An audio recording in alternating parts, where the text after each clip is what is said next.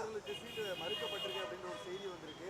இது உட்கட்சியிலேயே இல்ல ஆதரவாளர்களுடைய ஒரு அதிருப்தி ஏற்படுதுன்னு நினைக்கிறீங்களா? இல்ல இது இல்ல மறுக்கப்பட்டதுன்னு சொல்ல முடியாது. தம்பி அண்ணாமலை போட்டி போட்டிருந்தால் நன்றாக தான் இருந்திருக்கும். ஆனா கட்சி ஒவ்வொரு முறையும் ஒவ்வொருவருக்கு என்று அவர்களுக்கான அந்த பணி கொடுக்கப்படும்.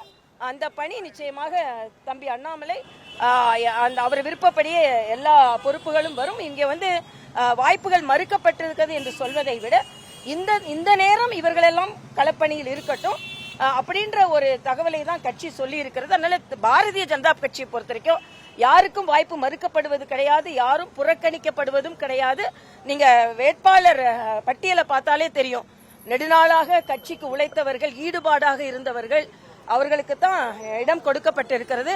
அதனால யாரும் புறக்கணிக்கப்படவில்லை என்பதை நான் தெரிவித்துக் கொள்கிறேன். சீனியர் லீடருக்காண்டி புதிய நபர்களுக்கு இளைய தலைமுறைக்கு வாய்ப்பு மறுக்கப்படுது அப்படிங்கிற ஒரு இது வச்சாங்க. இல்ல இது ரொம்ப தப்பான வாதம்.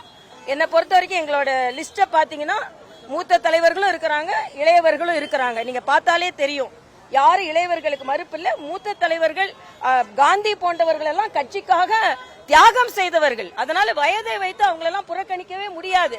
அதே நேரத்தில் இளையவர்கள் 45 வயது 40 வயது இளைஞர்கள் எல்லாம் இருக்காங்க. அதனால இதுல வந்து இளைஞர்கள் புறக்கணிக்கப்பட்டவர்கள் சொல்ல முடியாது. 27 சீட்ல யார் யார் எந்தெந்த தொகுதிக்கு சரியான நபர்கள் என்று தேர்ந்தெடுக்கப்பட்டிருக்கிறார்கள். தலைவர்களுக்கு உரிய தொகுதிகளை பெறுவதற்காண்டி மூத்த தலைவர்கள் சமரசத்துக்கு உட்பட்டாங்க. வெற்றி வாய்ப்புள்ள தொகுதிகளை விட்டு கொடுத்தாங்க. அதிருப்தி தான் அண்ணாமலை போட்டியிடாததுக்கு காரணம் சொல்றாங்க. இல்ல அதெல்லாம் சொல்றாங்கன்னா எல்லாரும் சொல்றாங்க அப்படின்னு இல்ல.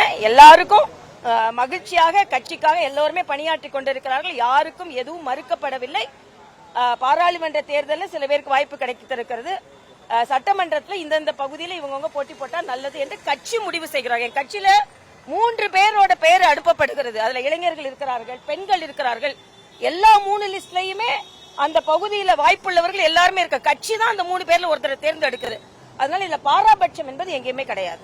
மோடி அவர்கள் மயிலாப்பூர் தொகுதியில் பிரச்சாரம் பண்ணுவார்னு ஒரு பேச்சு அடிபட்டுச்சு. மோடி இல்ல அவர் அது வந்து பத்திரிகை செய்தி தான். அவர் இன்றைக்கு இடைப்பட்ட நேரத்தில் வருவதுதான். அந்த நீங்க சொன்ன மாதிரி ரோட் ஷோ எல்லாம் திட்டமிடப்படல. அது வந்து தவறான செய்தி. நாளைக்கு எல்லாரும் எங்களெல்லாம் பாக்குறாரு. நாங்க அவரோட வாழ்த்துக்களை பெறுவோம்.